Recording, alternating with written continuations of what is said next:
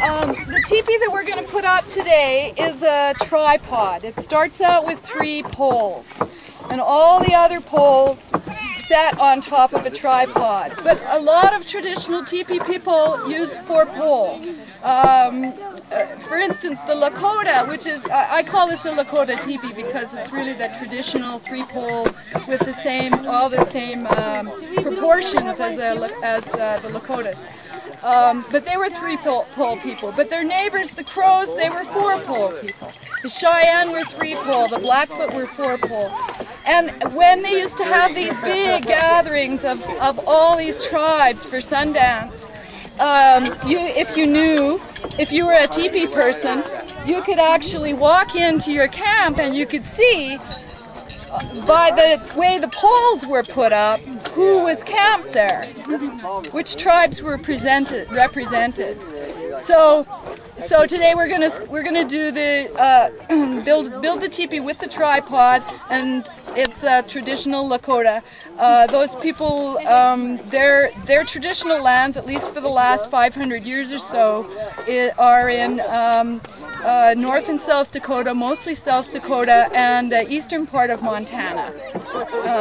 So yeah, they're very beautiful teepees, and I've been sewing these teepees since 1972, so I have a warm spot for this particular one.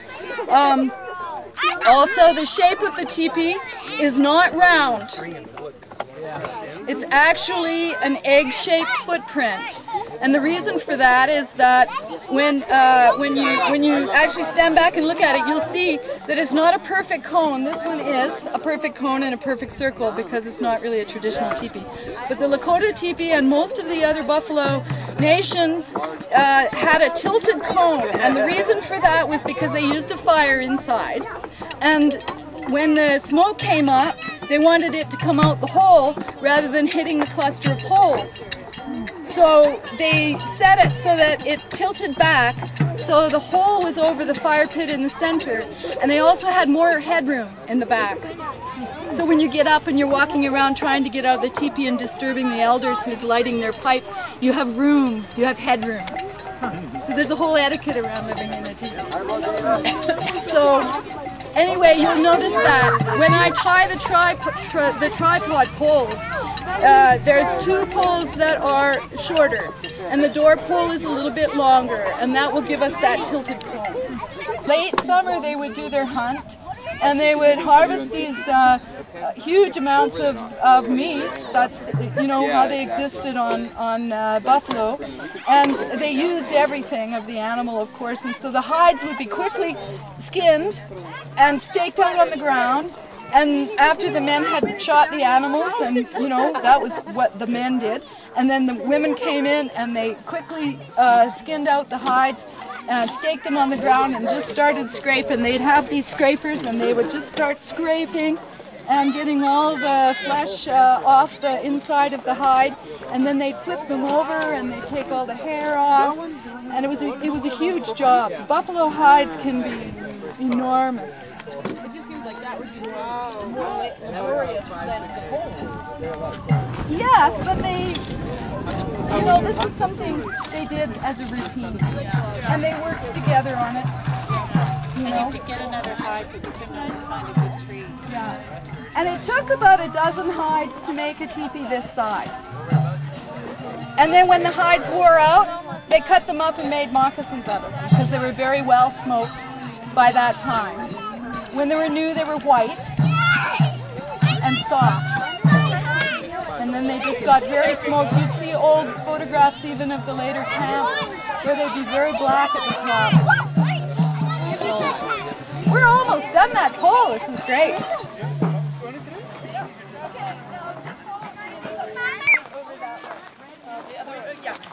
The teepee, and Dwayne said this looks like a good spot right here.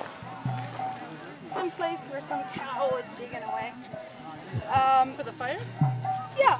Well, we probably won't be able to light a fire because there's a fire here right now, but that'll be our symbolic fireplace. Okay? So I'm looking at this. It's the ground is, you really want to get something level. We have a little bit of a slope, but it's not too bad. Where do you tie it? because these poles have never been used before, I don't have a mark on them. So the best way to do this is, without a tape measure, is I'm going to spread the canvas out, and we'll take a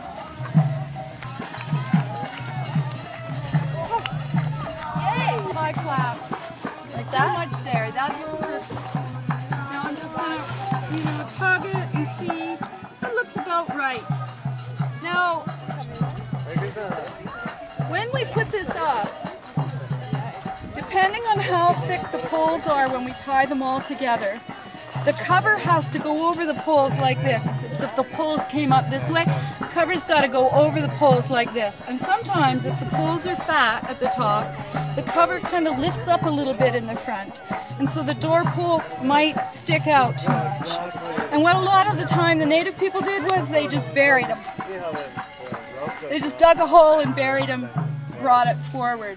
Or they'd even chop them off a little bit. But I'm trying to get it as close as I can. But the reason why I'm not quite sure is because I've never used these poles before. So I don't know how thick they're going to be when they're all tied together.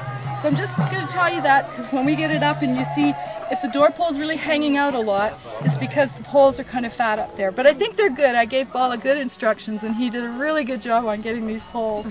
It's also very important to you got to get the tripod tied not only in the right place, but in the right sequence.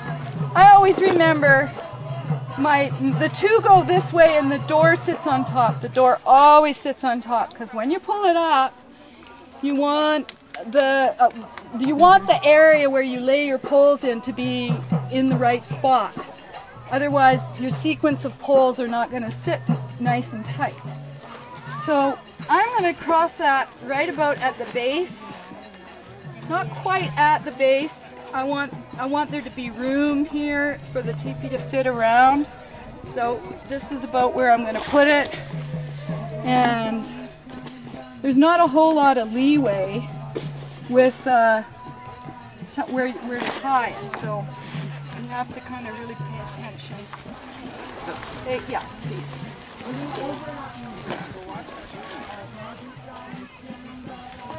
What kind of knot is this? This is called a double hitch. Or So you run around twice and now you're knotting it? It's actually called a clove hitch. This is shifted just a bit. Okay, here we go. And it's great because it's wrapped around itself in such a way that it really hangs in there. So then I'm going to do a few half hitches here.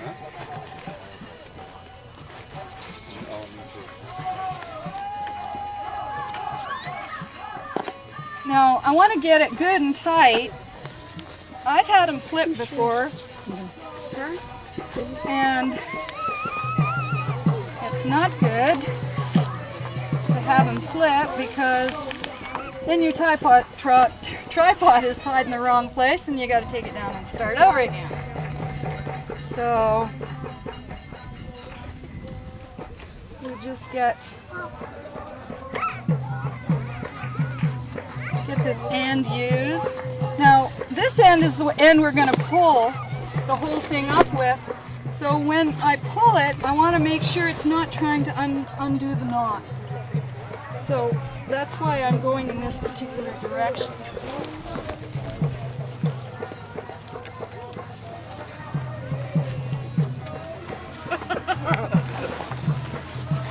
Now if you're using a rope that is particularly hard to hold a knot, you can use a thinner cotton rope. You can wrap the poles with a little beeswax or something so that it makes it sticky, and then use your bigger rope that doesn't hold the knot as well. So you can do some creativity with your rope, but the place where you tie it is very important. Okay.